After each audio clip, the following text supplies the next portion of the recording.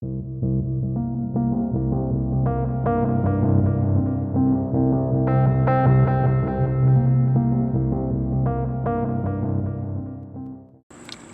guys, what's going on? I was once more tagged by a guy on here by the name of Darian's Local Fishing. And if I'm pronouncing that name wrong, I'm sorry. Darian or Darian. But he's a cool guy. He's got some really neat videos here on YouTube. He's got some EDC videos, knife videos, different kind of camping and survival gear videos. But definitely check him out and subscribe. Link down there and possibly right here.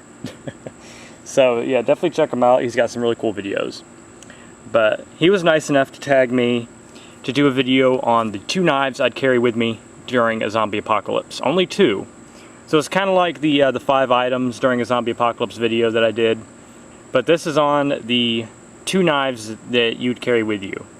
And it has to be a folder and a fixed blade. So I think it was pretty cool and pretty interesting tag subject. So thank you again for tagging me, man. I really appreciate it. And you're probably wondering why I'm wearing these gloves.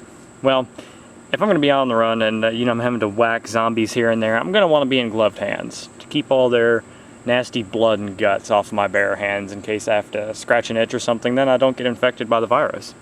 You know. Haven't you guys seen the movies? Okay. First I'm going to start with a fixed blade that I would carry with me. You guys saw this one in my 5 items that I'd carry with me video. I would want a fixed blade with a lot of reach, slashing capability, stabbing capability, ruggedness, all that stuff.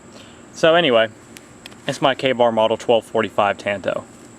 Like I said, you saw this knife in my 5 items during an apocalypse video.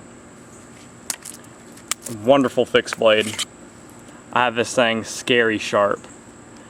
Perfect for gloved hands, and just wicked slasher, stabber, and take care of those zombies in a hurry.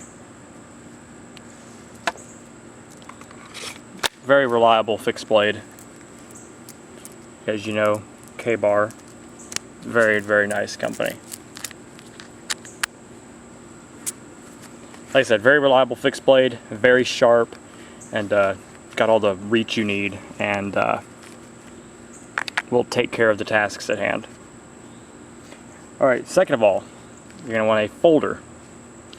And I've actually taken a lot of time to think about this, because I have a lot of folders, and to only pick one for a zombie apocalypse was kind of hard for me. So a lot of thought went into this decision. But I would have to say, if I can only carry one folder to protect me and to deal with all the needs of a zombie apocalypse situation, I'd probably have to go with my Endura FFG. Now you may be asking, why? Why the Endura out of all my folders?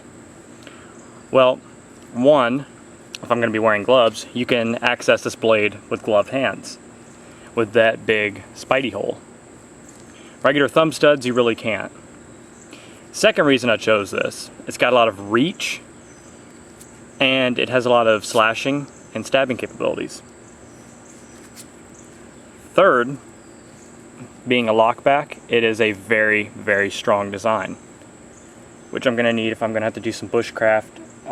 If I'm going to have to use this knife for some bushcraft, maybe. I would obviously use my fixed blade first, but let's say something happened to it. I'm going to have to do it with this. What was that, fourth? Fifth, being the VG10 steel, it's going to have excellent edge retention. And that's what I'm going to need, because I'm not going to be able to sharpen and touch up my knives during, if I'm on the run from zombies. So as you see, I can access it no problem with gloved hands.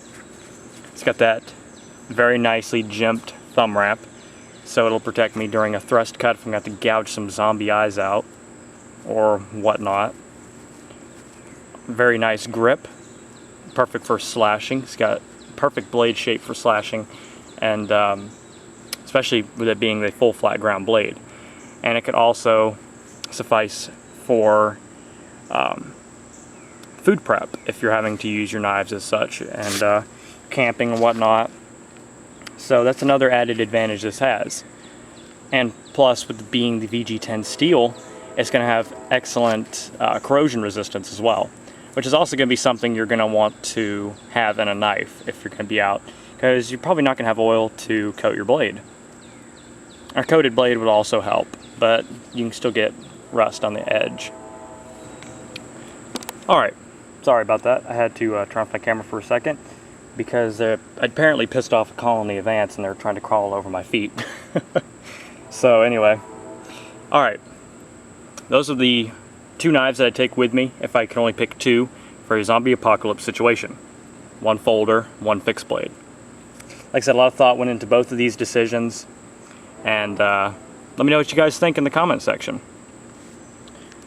Also, I'm going to be tagging 2 people to do this video to keep the chain going, but the people I am not tagging, I want you to leave a comment down in the comment section and tell me the 2 knives that you would carry with you if you can only have a folder or fixed blade, and why. So I'm kind of letting everybody in on this. So please leave your comments below and let me know what you guys think of my selection and then what you would carry. Alright, the 2 people I'm going to be tagging, I'm going to tag Zinidude. If he has not already been tagged, of course. I really should check before I do these videos, but Zinidude, man, I want you to make your 2 knives for Zombie Apocalypse video. And also, I kind of owe him this. I'm going to be tagging the Lazy Spoiled Kitty. I owe him a tag. He's been tagging me left and right, so I'm going to get him back again. So, Lazy Spoiled Kitty, bro, you got to make a video. If you haven't already, here again. And it's kind of fitting because he tagged me to do the 5 items for a zombie apocalypse video. So it's only fair. Alright guys, hope you enjoyed, and I'll be contacting the 2 people now. So they're tagged.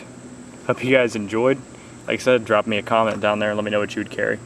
Alright guys, stay safe, stay sharp, God bless, watch out for those zombies.